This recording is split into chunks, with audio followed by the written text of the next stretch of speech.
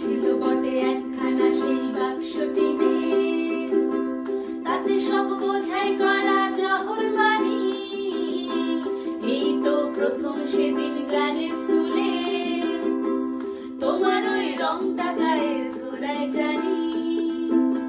কাগজের নৌকো বানাই নিজেই ডুবি, ভাবছি প্রথম চিঠি লিখবো কাকে। বেঁধে চোখ শব্দ বাজি হাতুড়ি ফাটায়, তুমি আর কোথায় পেলে সেই আমাকে। তখন আমি আলোর থেকেও ছুটছি জোরে,